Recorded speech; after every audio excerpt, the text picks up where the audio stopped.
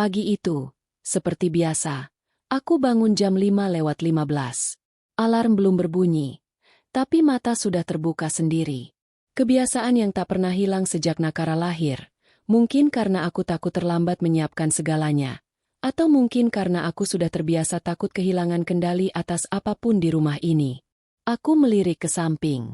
Rendra masih mendengkur pelan. Tangannya tergeletak di atas bantal kosong yang dulu selalu aku tempati sebelum akhirnya aku memilih tidur miring membelakangi dia. Jarak antara kami di ranjang king size ini sekarang terasa seperti jurang. 6 tahun pernikahan. Tapi rasanya seperti 60 tahun penuh dengan kebiasaan-kebiasaan yang perlahan membusuk. Aku bangun tanpa suara, mengenakan daster rumah yang sudah agak pudar warnanya, lalu turun ke dapur. Aroma kopi tubruk yang aku seduh selalu jadi pembuka hari. Nakara suka sekali bau kopi pagi, katanya seperti pelukan hangat dari mama. Aku tersenyum kecil mengingat itu sambil memecahkan telur ke penggorengan. Telur mata sapi untuk Rendra. Dia maunya kuningnya setengah matang, putihnya renyah di pinggir. Nasi goreng sederhana untuk Nakara, dengan potongan sosis kecil-kecil dan telur orak-arik yang lembut. Dan untukku, roti tawar bakar dengan selai kacang. Makanan cepat saji yang sudah jadi teman setia sejak aku sadar bahwa aku selalu yang terakhir dilayani di rumah sendiri. Jam 6:30. Nakara sudah turun dengan seragam TK-nya yang rapi. Rambutnya aku kepang 2 semalam. Masih bagus bentuknya.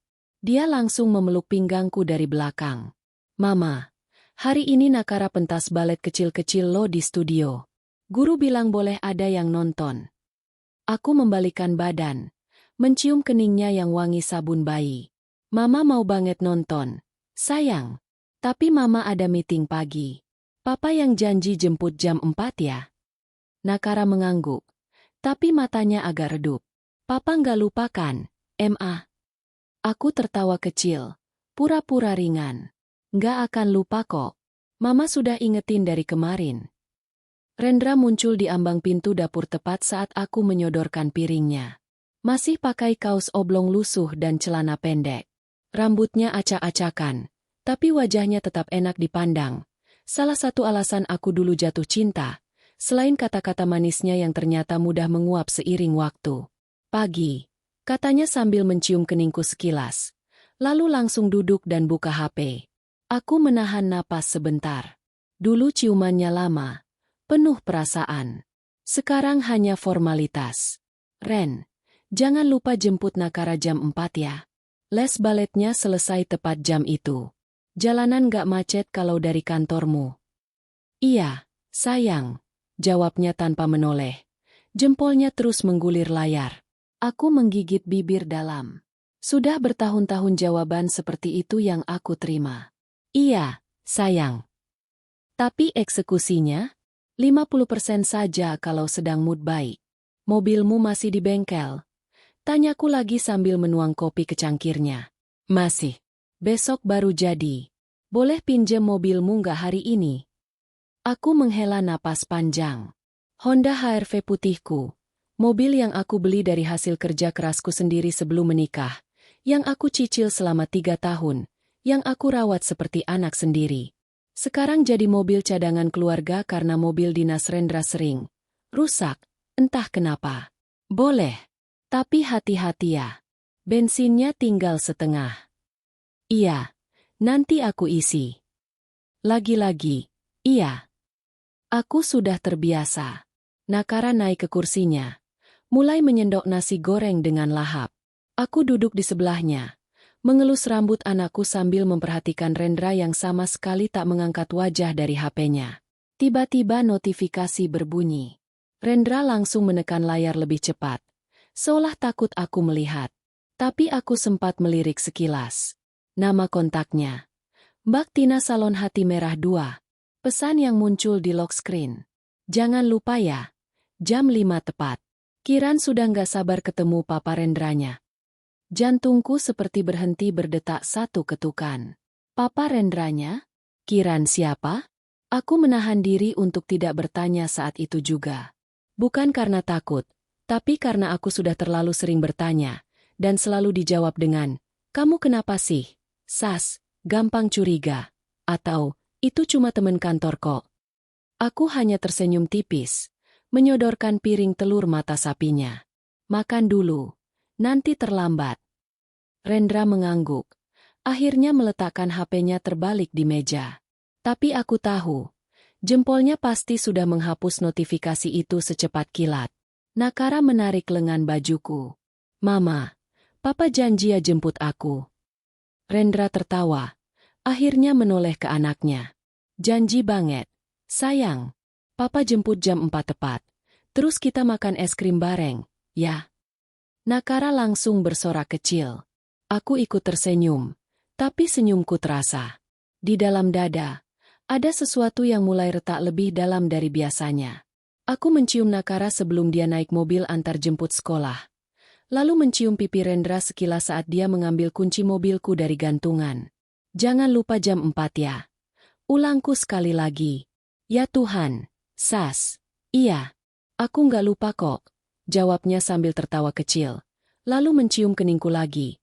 Lebih lama sedikit dari biasanya, seolah ingin meyakinkan. Aku memandangi Honda HR-V putihku melaju keluar pagar. Mobil yang aku beli dengan keringatku sendiri, yang catnya masih mengkilat karena aku selalu cuci sendiri tiap akhir pekan, yang joknya masih wangi karena aku semprot parfum favoritku setiap 2 hari sekali. Sekarang mobil itu membawa suamiku, dan mungkin juga rahasianya, ke tempat yang aku belum tahu. Aku menutup pagar, kembali ke dapur, dan mulai mencuci piring sarapan. Tapi pikiranku sudah melayang jauh. Siapa Kiran? Kenapa ada hati merah di nama Mbak Tina Salon? Dan kenapa kata Papa Rendranya terasa seperti pisau yang baru saja ditusukkan pelan, tapi pasti ke ulu hatiku? Hari itu, aku bekerja dari rumah seperti biasa. Meeting online, balas email, cek stok bahan bakri onlineku yang mulai ramai pesanan. Tapi setiap 10 menit sekali, aku melirik jam. Jam 10 masih lama.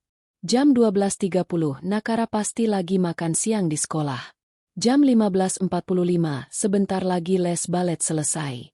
Aku mengetik pesan ke Rendra jam 15.30. Aku. Ren, jangan lupa jemput Nakara jam 4 ya. Aku ada deadline. Pesanku centang biru. Tak ada balas. Aku menghela napas, mencoba fokus lagi ke laptop. Tapi perasaan buruk itu semakin kuat. Seperti ada suara kecil di kepalaku yang berbisik.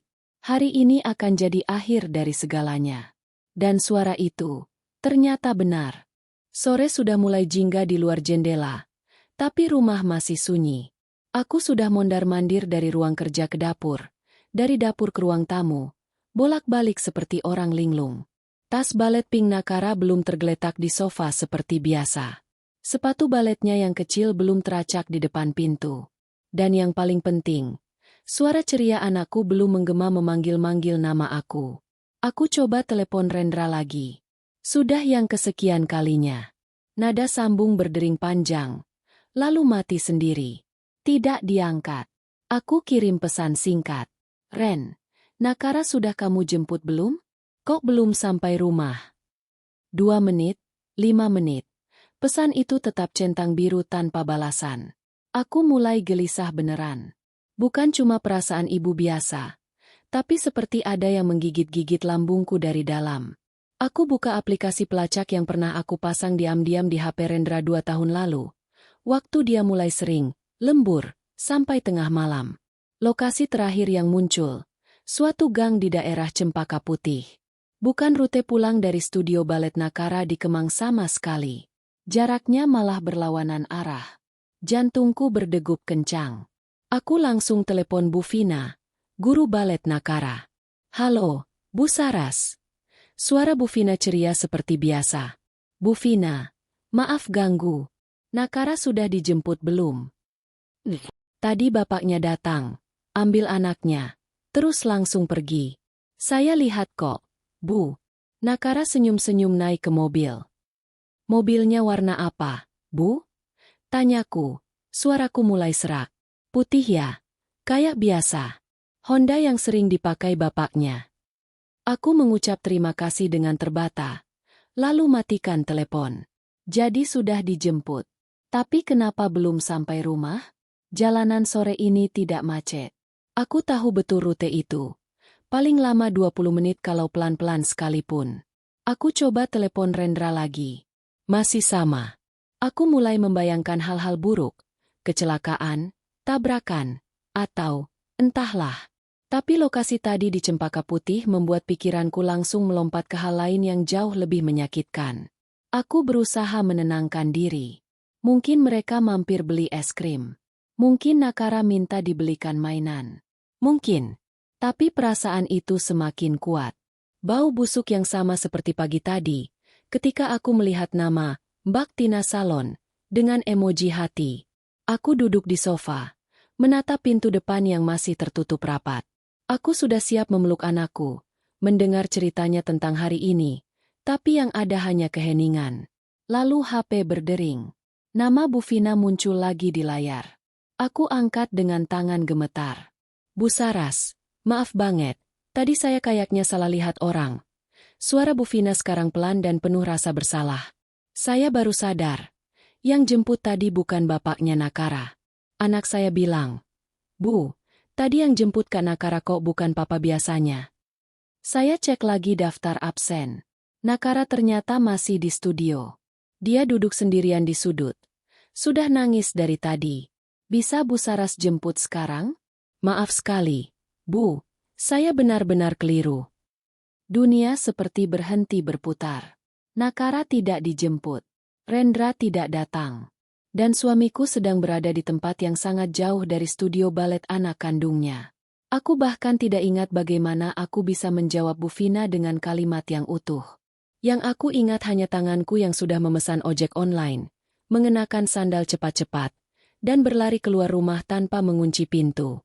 Di dalam ojek, aku menahan air mata sekuat mungkin. Bukan karena takut Nakara kenapa-napa. Aku tahu dia aman di studio. Tapi karena aku baru saja menyadari satu hal yang sangat pahit. Suamiku berbohong. Dia memilih sesuatu, atau seseorang, di atas anak kami. Dan sore itu, untuk pertama kalinya setelah bertahun-tahun aku menelan pil pahit demi menjaga rumah tangga utuh, aku memutuskan. Ojek berhenti di depan studio balet kecil yang berwarna pastel itu.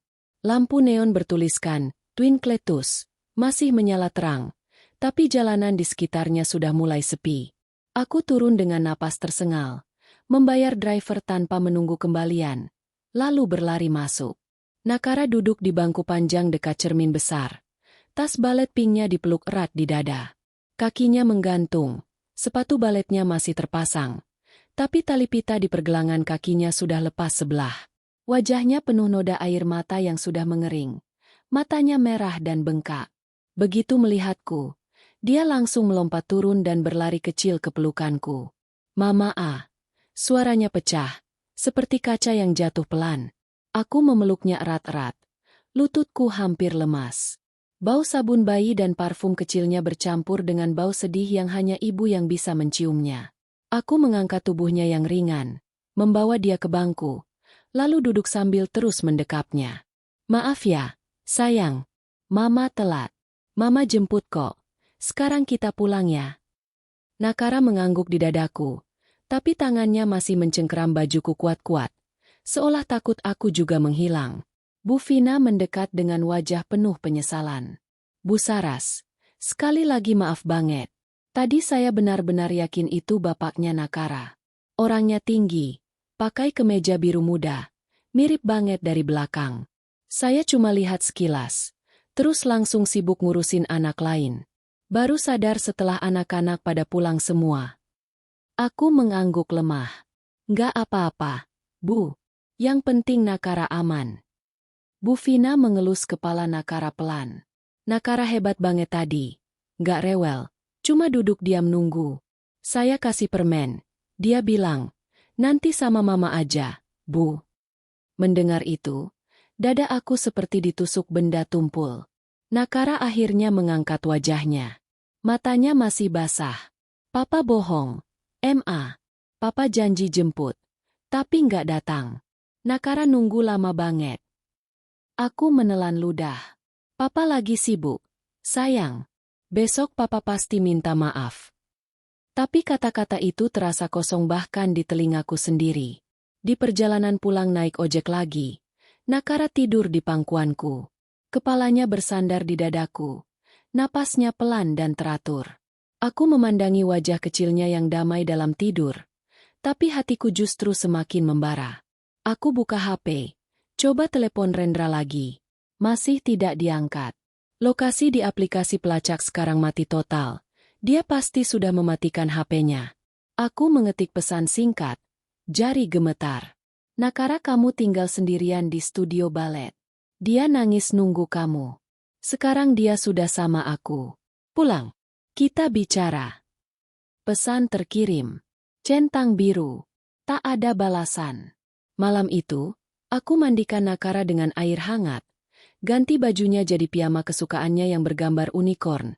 Lalu bawa dia tidur di kamarku. Aku tak ingin dia sendirian di kamarnya malam ini. Dia tertidur sambil memeluk tanganku. Seperti takut aku pergi juga. Aku duduk di sisi ranjang, menatap langit-langit kamar yang gelap. Rumah terasa sangat sepi. Rendra belum pulang. HP-nya tetap mati. Di luar, suara motor lewat sesekali. Suara anjing tetangga menggonggong pelan. Tapi di dalam dada aku, ada badai yang semakin besar. Aku ingat betul janji Rendra pagi tadi. Papa jemput jam 4 tepat. Terus kita makan es krim bareng ya. Nakara mempercayai janji itu sepenuh hati. Anak 6 tahun tak pernah belajar curiga pada orang tuanya. Tapi aku sudah belajar curiga sejak lama. Dan malam ini, kecurigaan itu akhirnya berubah jadi kepastian yang sangat pahit. Rendra tidak lupa. Dia memilih untuk tidak datang. Dia memilih sesuatu, atau seseorang, yang lebih penting daripada anak kandungnya sendiri. Aku menarik napas panjang, lalu membuka galeri foto di HP. Ada foto Nakara waktu ulang tahun ke-5. Rendra menggendongnya tinggi-tinggi sambil tertawa. Ada foto kami bertiga di pantai Parangtritis 2 tahun lalu. Rendra cium pipi Nakara, aku cium pipi Rendra. Semua terlihat begitu bahagia. Tapi sekarang foto-foto itu terasa seperti kebohongan besar yang dipajang di dinding. Aku memejamkan mata. Air mata akhirnya jatuh juga. Pelan, tanpa suara. Besok, aku akan cari tahu kemana suamiku pergi. Besok, aku akan cari tahu siapa yang dia pilih daripada kami. Dan kalau ternyata dugaanku benar, maka besok juga, aku akan mulai mengakhiri semua sandiwara ini. Pintu depan terbuka pelan, hampir tanpa suara, tapi aku tetap terjaga. Nakara tertidur lelap di sampingku. Tangannya masih mencengkeram ujung bajuku. Aku melirik jam di meja samping ranjang, hampir setengah 11 malam. Langkah kaki Rendra terdengar di tangga, pelan tapi berat, seperti orang yang berusaha tidak ketahuan pulang larut. Aku tetap diam, berbaring miring membelakangi pintu kamar. Aku ingin dia yang membuka pembicaraan lebih dulu. Pintu kamar terbuka. Cahaya dari koridor menyelinap masuk, lalu lenyap lagi saat dia menutupnya perlahan. Aku mencium bau alkohol samar, bercampur parfum mahal yang bukan milikku. Parfum manis, berat, yang biasa dipakai perempuan-perempuan yang suka pamer di media sosial. Kasur bergerak pelan saat dia naik. Dia menghela napas panjang, lalu berbaring di sisinya, membelakangiku seperti biasa. Tidak ada ciuman selamat malam. Tidak ada, maaf aku telat. Hanya keheningan. Aku menunggu 5 menit. 10 menit. Dia tidak bergerak lagi. Napasnya mulai teratur, pura-pura tidur. Aku akhirnya membuka suara, pelan tapi tajam. Dari mana? Dia tersentak kecil. Pura-pura baru terbangun. Ketemu teman lama, Sas. Lupa waktu. Aku tetap membelakanginya. Teman lama yang bikin kamu lupa jemput anak sendiri. Diam. Hanya napasnya yang terdengar lebih berat sekarang. Aku melanjutkan. Suaraku masih tenang tapi dingin seperti es. Nakara nunggu kamu dari sore. Dia nangis di studio balet. Guru baletnya telepon aku panik. Aku jemput dia naik ojek. Ren. Sendirian. Dia menghela napas panjang, lalu membalikkan badan menghadapku. Sas, maaf. Tadi aku Aku memang lupa. Aku lagi di luar kota bentar. Sinyal susah. Aku tertawa kecil, tapi tidak ada humor di dalamnya. Luar kota? Lokasi HPMU mati total setelah Cempaka Putih. Jangan bohong lagi. Dia terdiam lagi. Aku bisa merasakan tubuhnya menegang di belakangku. Tiba-tiba suara kecil terdengar dari sampingku. Nakara terbangun. Suaranya serak karena baru nangis tadi sore. Papa bohong. Kami berdua langsung menoleh. Nakara sudah duduk di ranjang. Matanya masih bengkak. Tapi sekarang ada kemarahan kecil di situ. Papa janji jemput Nakara. Papa bilang mau makan es krim bareng. Tapi Papa nggak datang. Nakara nunggu lama banget sampai semua teman pulang. Nakara takut. Rendra langsung duduk. Wajahnya pucat di bawah cahaya lampu tidur. Sayang, Papa minta maaf. Papa ada urusan mendadak. Urusan lebih penting dari Nakara? Tanya Nakara polos. Tapi kata-katanya menusuk tepat ke jantung. Rendra membuka mulut. Tapi tak ada kata yang keluar. Dia hanya menatap anaknya. Lalu menatapku. Lalu kembali menatap lantai. Aku menarik Nakara ke pelukanku lagi. Sudah, sayang. Tidur lagi ya. Besok Papa jelasin. Nakara menurut. Tapi sebelum memejamkan mata lagi, dia masih sempat berbisik. Papa bohong. Kata itu menggantung di udara seperti asap. Rendra akhirnya berbaring lagi. Tapi kali ini dia tidak berani membelakangiku. Dia menatap langit-langit. Tangannya mengepal di atas selimut.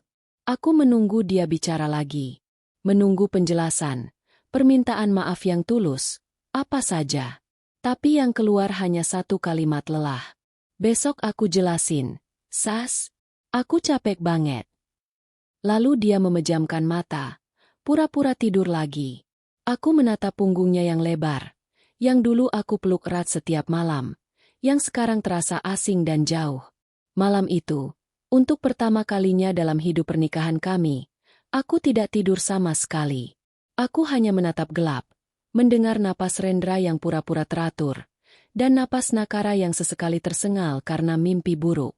Di kepalaku, hanya ada satu kalimat yang berputar terus. Besok aku akan cari tahu semuanya.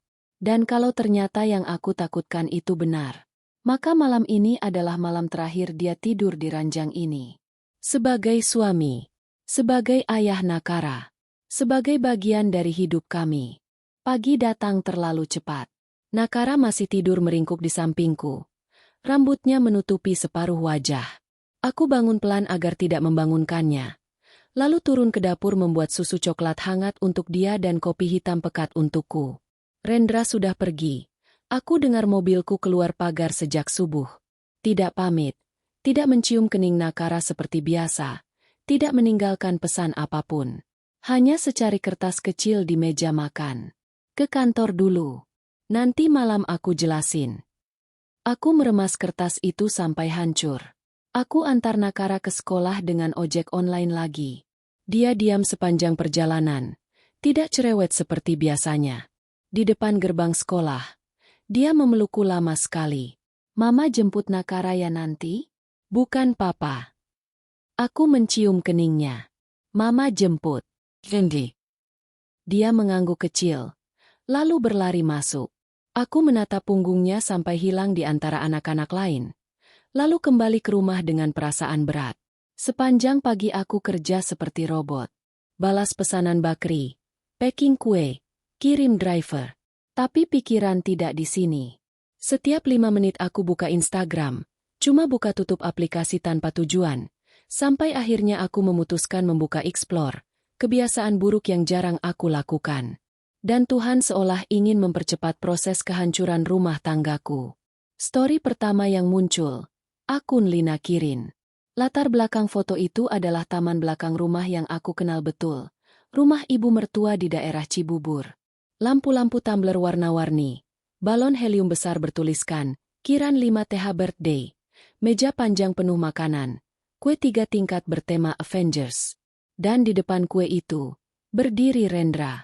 Dia memakai kemeja biru muda yang sama seperti yang dipakai kemarin saat berangkat kerja. Lengannya melingkar di pundak seorang perempuan cantik berambut panjang, Lina. Di pangkuannya, anak laki-laki kecil berwajah mirip Rendra sedang meniup lilin. Foto berikutnya, Rendra menggendong Kiran tinggi-tinggi sambil tertawa lebar. Lina memotret dari bawah, tersenyum manis. Foto berikutnya lagi, ibu mertua memeluk Lina dari samping, jempolnya membentuk love, caption di bawahnya. Selamat ulang tahun cucu kesayangan Mama. Mama bangga banget punya menantu sebaik Lina dan cucu sepintar Kiran. Terima kasih Papa Rendra yang selalu ada buat kita, hati merah 2. Dan yang membuat darahku mendidih. Di belakang mereka, terparkir rapi Honda HR-V putihku. Plat nomor sama persis. Stiker kecil, baby on board, yang aku tempel di kaca belakang masih ada di tempatnya. Mobilku jadi properti latar pesta ulang tahun anak haram suamiku. Aku menatap layar HP sampai pandanganku buram. Jari-jari gemetar. Tapi bukan karena sedih lagi. Ini kemarahan murni, panas, dan sangat jernih. Aku screenshot semua story itu. Satu persatu. Lalu aku simpan di folder khusus bernama Bukti. Aku buka WhatsApp ibu mertua. Terakhir online tadi pagi. Aku ketik pesan, lalu hapus lagi. Belum waktunya. Aku kembali ke Instagram Lina. Bionya, Happy Mom of Kiran Blessed Wife. Foto profilnya, dia dan Kiran, tapi wajah Rendra dipotong separuh. Cuma pundak dan lengannya yang kelihatan, tapi aku tahu itu Rendra. Aku tahu lekuk bahunya, tahu jam tangan yang dipakai. Aku scroll ke bawah. Banyak foto Kiran yang mirip Nakara waktu bayi. Hidungnya, matanya, senyumnya, semua mirip. Tiba-tiba ada story baru muncul dari Lina. Video pendek. Kiran memeluk Rendra erat-erat, teriak. Makasih Papa sudah kasih kado terbaik. Papa janji tahun depan kita ulang tahun lebih besar ya. Rendra tertawa di video itu. Suaranya jelas sekali. Janji, sayang. Papa selalu ada buat Kiran. Kamera berpindah ke Lina yang mencium pipi Rendra sekilas. Lalu menulis caption. Thank you Papa Rendra yang selalu jadi superhero Kiran. Aku menutup HP, meletakkannya pelan di meja, lalu menarik napas dalam-dalam. Tidak ada tangis. Tidak ada jeritan. Hanya satu kalimat yang terucap pelan dari bibirku, tapi sangat tegas. Cukup. Sore itu, aku jemput Nakara tepat waktu. Dia langsung tersenyum lebar saat melihatku di gerbang. Mama janji, serunya sambil lari memelukku. Aku menggendongnya, mencium pipinya berkali-kali. Mama selalu janji sama Nakara. Di perjalanan pulang, aku berhenti di minimarket, beli es krim cone 2 rasa yang Nakara suka. Kami duduk di bangku taman komplek, makan sambil ngobrol kecil. Dia cerita tentang teman-temannya, tentang gambar yang dia buat di sekolah. Aku mendengarkan setiap kata, tersenyum, tapi di dalam kepala aku sudah menyusun rencana. Malam ini Rendra pulang. Aku akan tunjukkan semua bukti itu. Dan aku akan melihat wajahnya saat dia sadar bahwa permainannya sudah berakhir. Mobilku akan kembali malam ini juga. Rumahku akan bersih dari pengkhianat mulai detik ini. Dan hidupku, hidup kami berdua, akan dimulai lagi. Tanpa dia. Rendra pulang tepat saat Nakara sudah tidur. Aku dengar pintu depan dibuka pelan. Suara kunci diletakkan di meja kecil. Sepatu dilepas satu persatu. Bau parfum manis yang sama seperti kemarin malam masih menempel di bajunya. Dia naik tangga dengan langkah berat. Pasti lelah setelah seharian berpura-pura jadi Papa Rendra yang hebat di pesta anak orang lain. Aku sudah menunggu di ruang tamu. Lampu utama mati. Hanya lampu meja kecil yang menyala kuning pucat. Di pangkuanku, HP dengan layar terbuka penuh screenshot. Di meja depanku, secangkir kopi hitam yang sudah dingin sejak 3 jam lalu. Dia berhenti di ambang ruang tamu, terkejut melihatku masih terjaga. Sas, kok belum tidur? Suaranya serak, pura-pura santai. Duduk, kataku datar. Dia ragu sebentar, lalu duduk di sofa seberang. Aku tidak memberi senyum sambutan. Aku langsung membuka HP, memutar layar ke arahnya. Foto pertama, dia gendong Kiran, tersenyum lebar di depan kue 3 tingkat. Foto kedua, ibu mertua peluk Lina, caption, menantu idaman. Foto ketiga, mobilku jadi latar pesta. Video pendek, Kiran peluk lehernya, teriak, "Papa janji tahun depan lebih besar ya." Wajah Rendra langsung memucat. Matanya membelalak. Mulut terbuka tapi tak ada suara. Aku biarkan dia menatap layar itu lama. 10 detik, 20 detik. Aku ingin dia merasakan betul rasa terbakar itu. Jadi kemarin kamu ninggalin Nakara sendirian di studio balet. Suaraku tenang, terlalu tenang sampai terdengar mengerikan. Demi pesta ulang tahun anak haram pilihan mamamu. Dia menelan ludah. Sas. Aku bisa jelasin. Silakan. Aku menyilangkan tangan. 30 detik. Mulai sekarang. Dia panik. Ini cuma sebentar. Mama yang maksa aku dateng. Lina juga minta tolong. Katanya Kiran kangen. Aku cuma mau bikin anak kecil senang. Sas. Aku nggak bermaksud. Anak kecil yang kangen papanya. Potongku. Tapi anak kandungmu sendiri boleh nangis sendirian di studio balet. Dia terdiam. Aku melanjutkan. Suara tetap dingin. 6 tahun aku tutup mata. 6 tahun aku pura-pura nggak lihat chat mesra. Pura-pura nggak cium parfum perempuan lain di bajumu. Pura-pura percaya setiap lembur dan ketemu teman lama. Tapi kemarin kamu sudah melewati batas. Ren, kamu pilih anak orang lain di atas anak kita. Sas, aku salah. Suaranya mulai bergetar. Aku janji ini yang terakhir. Aku putusin sama Lina. Aku tertawa kecil. Tawa yang membuat dia langsung berhenti bicara. Terlambat, kataku. Terlambat 6 tahun. Aku berdiri, berjalan mendekatinya sampai hanya berjarak 1 meter. Sekarang kamu pilih, suaraku pelan tapi tegas. Keluar dari rumah ini dalam 30 menit dengan barang yang masih bisa kamu bawa sendiri. Atau aku buat hidupmu jadi neraka yang tidak akan kamu lupakan sampai mati. Pilih sekarang. Dia menatapku seperti orang linglung. Sas, ini rumah kita. Rumah ini atas nama aku. Potongku lagi. Mobil yang kamu pakai kemarin atas nama aku. Kartu kredit tambahan, kartu bensin, kartu tol, semuanya atas nama aku. Kamu lupa. Air mata mulai menggenang di matanya. Jangan gini, Sas. Kita kan punya Nakara. Aku mengangkat satu tangan, menghentikannya. Nakara sekarang cuma punya aku. Kamu sudah kehilangan hak jadi ayahnya sejak kemarin sore. Dia menunduk. Bahunya mulai terguncang. Aku tidak peduli lagi. Aku berbalik. Naik tangga. Masuk kamar Nakara. Aku ambil ponselku. Telepon satpam komplek yang sudah aku hubungi tadi malam. Pak Yanto, tolong ke rumah saya sekarang. Ada tamu yang harus diantar keluar. Lalu aku kembali turun, berdiri di depan Rendra yang masih duduk mematung. 30 menit mulai dari sekarang. Ulangku. Setelah itu, pintu ini terkunci untukmu selamanya. Dia menatapku dengan mata basah. Sas, aku mohon. Aku hanya menjawab satu kalimat, pelan tapi pasti.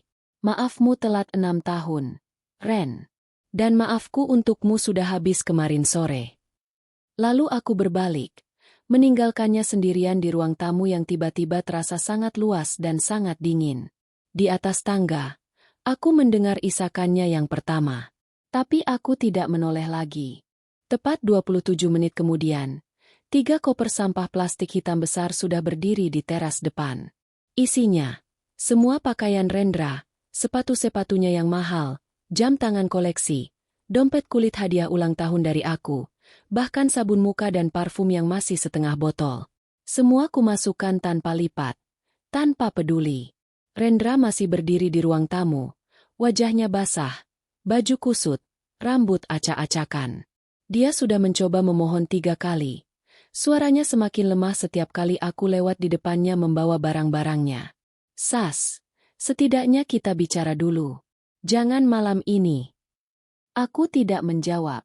Aku hanya terus bekerja, cepat dan sistematis. Kartu kredit tambahan yang dia pakai selama ini, Aku gunting satu persatu di depan matanya. Bunyinya, kretek, kretek. Terdengar sangat memuaskan. Kartu tol dan kartu bensin perusahaan. Sama. Kunci mobil cadangan yang selalu ada di laci meja. Aku masukkan ke saku celanaku. Pintu depan terbuka lebar. Pak Yanto dan Pak Slamet, dua satpam komplek, sudah berdiri di luar dengan wajah serius tapi hormat. Bu Saras, kami siap bantu, kata Pak Yanto pelan. Terima kasih, Pak. Tolong antar Bapak ini sampai gerbang utama. Kalau dia masih di sini 5 menit lagi, telepon saya. Rendra akhirnya panik beneran. Dia melangkah cepat ke arahku, mencoba pegang tanganku. Aku menarik tanganku secepat kilat. Jangan sentuh aku lagi, kataku dingin. Kamu sudah nggak punya hak.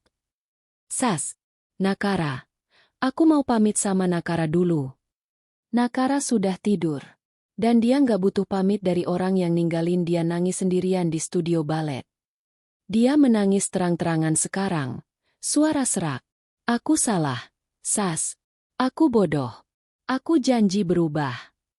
Aku menggeleng pelan. Kamu sudah janji berulang kali selama 6 tahun. Aku sudah muak dengar kata janji dari mulutmu. Aku menoleh ke Pak Yanto. Bawa keluar. Rendra masih mencoba melawan. Ini rumah aku juga. Aku punya hak. Aku mengeluarkan map tipis dari laci, melemparnya ke dadanya. Di dalamnya, akta rumah, surat-surat mobil, semua atas nama aku 100%. Bukan gonogini. Bukan warisan. Hasil kerja kerasku sendiri sebelum menikah dan sesudahnya. Baca sendiri, kataku. Kamu cuma numpang tinggal selama aku masih baik hati. Baik hatiku habis kemarin. Dia membuka map itu dengan tangan gemetar. Wajahnya semakin pucat saat membaca namaku tercetak besar di setiap dokumen. Aku ambil HP, telepon temenku yang punya bengkel besar di Cengkareng. Bro, tolong tarik mobil HRV putihku dari rumah orang di Cibubur sekarang juga. Alamatnya aku kirim. Ganti plat nomor. Ganti wrapping. Ganti semua stiker. Besok pagi harus sudah di bengkelmu. Biaya berapapun aku bayar. Rendra mendengar jelas. Dia terhuyung. Mobil itu. Mobil kita. Sas. Mobilku. Koreksiku. Kamu cuma nyetir. Sekarang hak nyetirnya dicabut. Pak Yanto dan Pak Slamet akhirnya maju, memegang lengan Rendra dengan hormat tapi tegas. Dia tidak melawan lagi, hanya menunduk. Air matanya menetes ke lantai keramik yang dulu kami pilih bersama. Saat mereka menyeretnya keluar, aku berdiri di ambang pintu, tangan disilang di dada. Ren, panggilku sekali lagi. Dia menoleh, mata merah. Kalau suatu hari kamu ketemu Nakara lagi, ingat satu hal, dia tidak akan pernah memanggilmu papa lagi. Kamu sudah membuang gelar itu kemarin sore. Pintu aku tutup pelan, tapi bunyinya terdengar seperti palu hakim yang terakhir. Aku mengunci 2 kali, lalu menarik rantai pengaman. Di luar, suara koper plastik digeser di aspal, suara langkah kaki menjauh, suara isakan Rendra yang perlahan hilang. Di dalam rumah, hanya ada aku dan Nakara yang tidur nyenyak di kamar atas. Aku naik tangga, masuk kamar Nakara, mencium keningnya pelan. Sekarang rumah ini benar-benar milik kami berdua. Dan mulai malam ini, tidak ada lagi laki-laki yang bisa seenaknya menyakiti kami. Pagi baru saja cerah ketika bel rumah berbunyi keras, bertubi-tubi, seperti orang menekan tombol tanpa jeda. Nakara yang sedang sarapan langsung menoleh ke arahku. Matanya lebar. Mama, siapa? Orang yang salah alamat. Jawabku tenang sambil menyeka mulutnya. Makan terus. Sayang. Mama urus. Aku buka pintu sedikit saja. Rantai pengaman masih terpasang. Di luar, ibu mertua berdiri dengan wajah merah padam. Tas tangan besar digenggam erat, seolah siap jadi senjata. Di belakangnya, Lina memakai kacamata hitam besar, memeluk Kiran yang mengantuk. Buka pintu ini, Saras. Teriak ibu mertua sekuat tenaga. Sampai beberapa tetangga mulai mengintip dari jendela. Aku tetap tenang. Malah aku buka pintu lebar-lebar. Tapi aku berdiri di ambang, menghadang masuk. HP di tangan kiri sudah mulai merekam video. Suara jelas, gambar stabil. Silakan bicara, Bu. Tapi di sini saja. Anak saya sedang sarapan. Ibu mertua langsung mengacungkan jari telunjuk ke muka saya. Kamu nggak tahu terima kasih. Rendra itu anak mama satu-satunya. Kamu seenaknya buang dia kayak sampah. Lina lebih nurut, lebih cantik, lebih pinter ngurus rumah tangga. Anaknya juga lebih pinter dari Nakara yang manja itu. Suaranya menggema sampai ujung jalan. Beberapa tetangga sekarang berdiri di depan pagar masing-masing. HP teracung. Aku tersenyum tipis. Bagus, Bu. Terusin. Biar semua orang dengar siapa yang sebenarnya buang anak kandung demi anak haram. Wajah ibu mertua langsung memerah lagi. Tapi kali ini karena malu bercampur marah. Lina akhirnya buka suara. Nada manja tapi penuh racun. Kak Saras, kita kan sama-sama perempuan. Masa nggak bisa ngalah sedikit demi kebahagiaan Rendra? Aku menatapnya dari atas sampai bawah. Kebahagiaan Rendra? Kebahagiaan dia ternyata ninggalin Nakara nangis sendirian di studio balet demi pesta ulang tahun Kiran. Kalau itu kebahagiaan versi kalian, silakan ambil. Gratis. Kiran tiba-tiba bersuara kecil. Mama, aku mau pulang. Lina langsung mendekap anaknya. Pura-pura dramatis. Lihat. Nak, Tante Saras jahat banget sama kita. Aku tertawa pelan. Tapi cukup keras sampai mereka terdiam. Jahat? Ulangku. Jahat itu ninggalin anak 6 tahun sendirian sampai nangis kejer. Jahat itu pakai mobil istri sah buat pesta anak selingkuhan. Jahat itu ibu mertua yang dari dulu nggak pernah anggap menantu dan cucu kandung sebagai keluarga. Kalau kalian mau gelar jahat, silakan pakai. Aku nggak rebut. Ibu mertua maju lagi, hampir mendorongku. Kamu akan nyesel, Saras. Rendra bakal balik ke Lina. Dia bakal bahagia tanpa kamu. Aku mengangguk santai. Bagus. Aku doain. Tapi mulai detik ini, jangan pernah lagi injak rumah ini. Dan tolong sampaikan ke Lina, mobilku bukan mainan. Kuncinya sudah aku ambil. Platnya sudah aku ganti. Warna urap pinknya juga. Kalau masih berani pakai, laporan polisi sudah aku siapkan. Lina langsung pucat di balik kacamata hitamnya. Aku melangkah maju 1 langkah. Sampai ibu mertua mundur otomatis. 1 lagi, kataku pelan tapi semua orang di jalan bisa dengar. Kalau kalian masih berani ganggu Nakara, 1 kali saja, video ini. Aku angkat HP yang masih merekam. Akan aku kirim ke grup keluarga besar, grup kantor Rendra, dan semua teman Lina di Instagram. Biar semua tahu siapa yang sebenarnya perusak rumah tangga orang. Diam. Total. Hanya suara burung dan angin. Aku tersenyum manis. Sudah selesai? Kalau sudah, silakan pulang. Gerbang komplek ke kiri. Jangan lupa. Aku masuk, tutup pintu pelan. Kunci 2 kali, tarik rantai. Dari dalam, aku dengar ibu mertua masih mengumpat pelan. Tapi suaranya sudah jauh.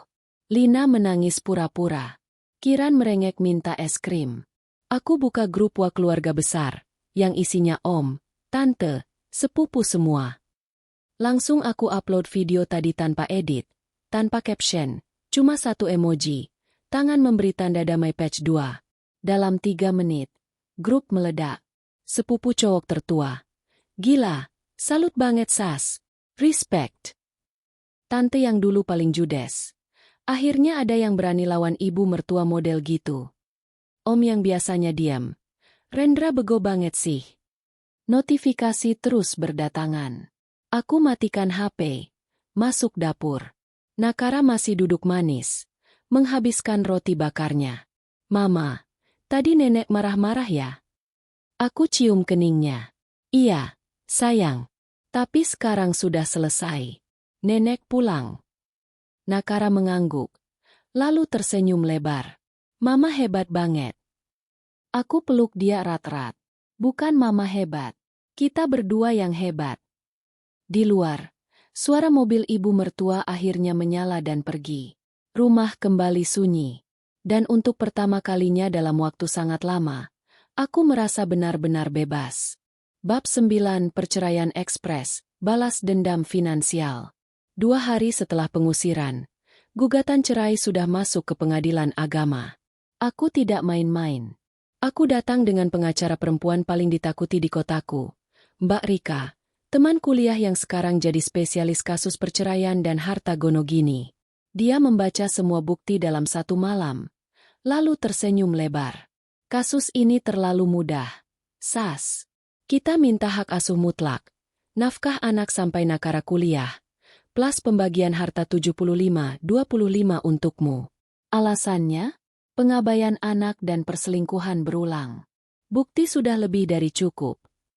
Aku mengangguk. Aku nggak mau lama-lama. Mbak, ekspres. Dan memang ekspres.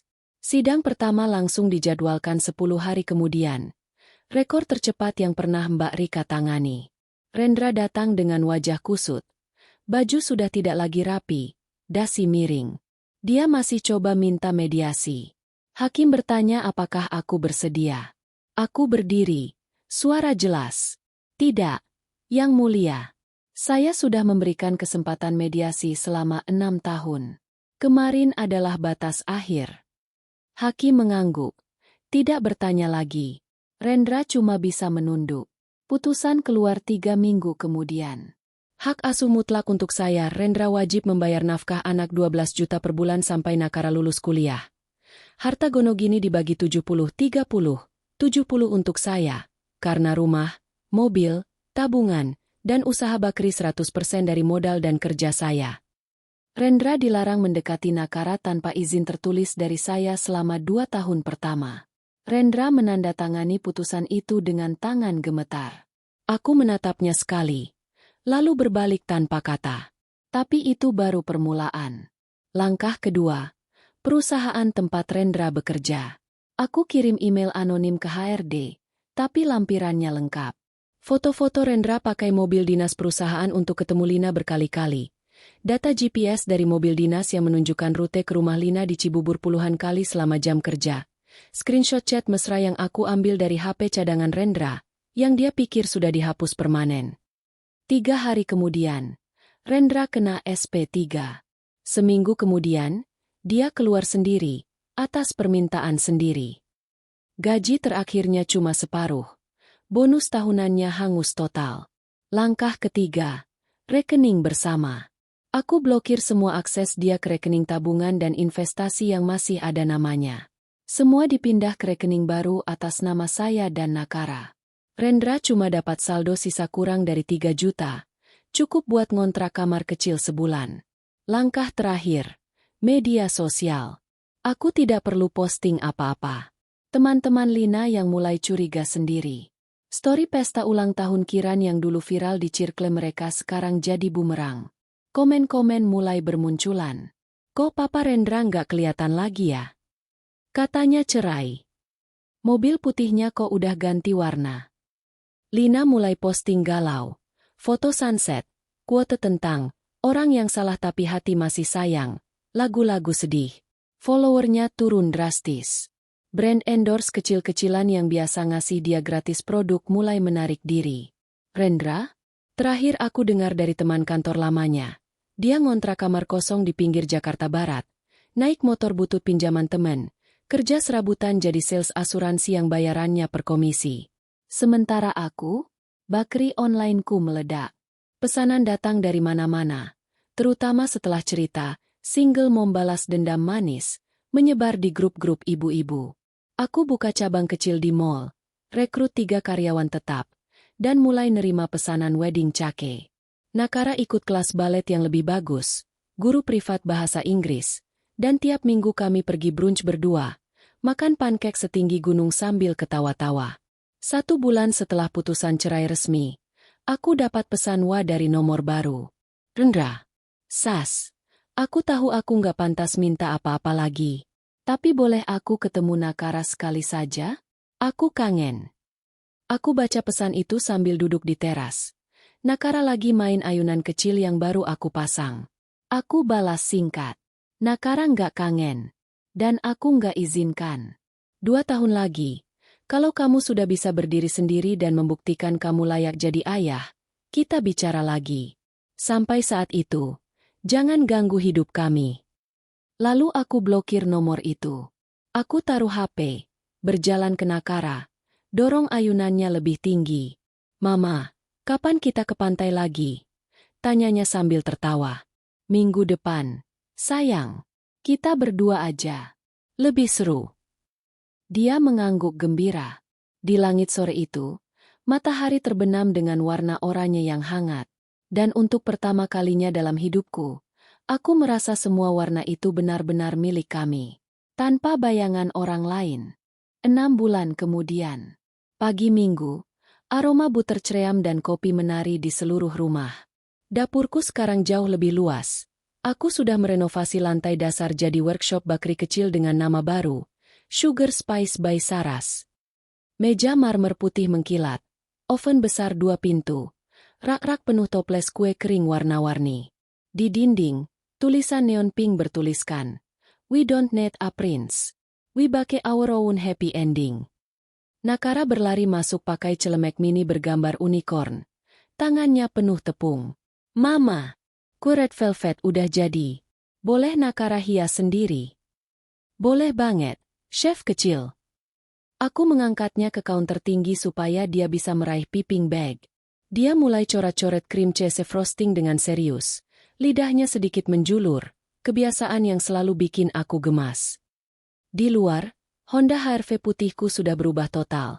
Wrapping sage green matte, plat nomor baru. Interior dicustom jadi krem dengan aksen emas. Di kaca belakang ada stiker baru. Just a Mama and Her Mini Boss. Aku sekarang punya 3 cabang kecil, 2 karyawan tetap, dan 1 driver khusus antar kue keluar kota. Omzet bulanan sudah 3 kali lipat dari gaji Rendra dulu di puncak karirnya.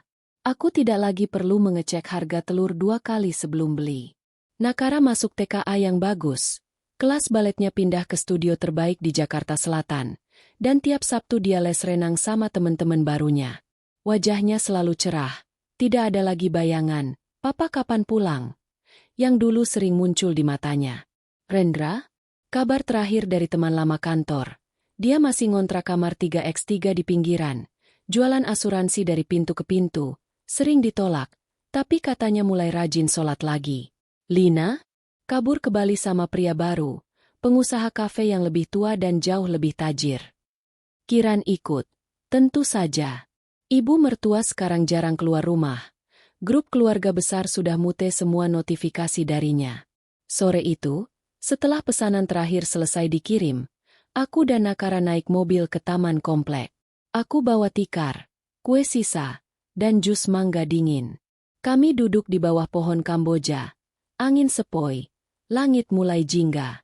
Nakara bersandar di pangkuanku. Tangannya memainkan gelang baru yang aku belikan kemarin. "Mama," katanya tiba-tiba. Suaranya serius untuk anak 7 tahun. "Mama nggak sedih lagi ya?" Aku menunduk, mencium rambutnya yang wangi sampo strawberry. "Nggak sedih lagi, sayang.